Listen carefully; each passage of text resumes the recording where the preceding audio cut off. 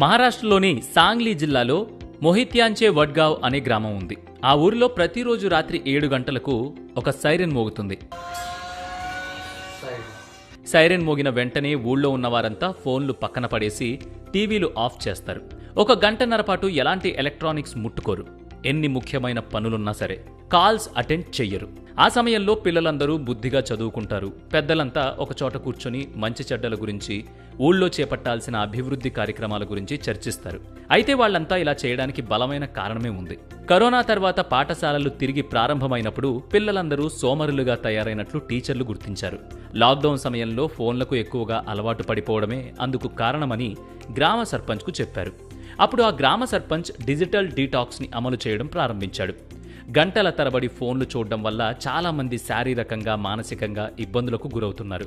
కాబట్టి ఫోన్లు లేదా ఇతర డిజిటల్ వస్తువులను ఉపయోగించకుండా దూరంగా ఉండటాన్నే డిజిటల్ డీటాక్స్ అంటారు.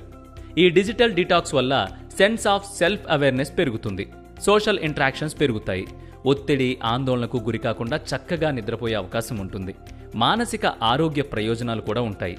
కాబట్టి మీరు కూడా మీ ఇంట్లో ఈ డిజిటల్ డీటాక్స్ విధానాన్ని అమలు చేసి చూడండి. మార్పు మీకే తెలుస్తుంది.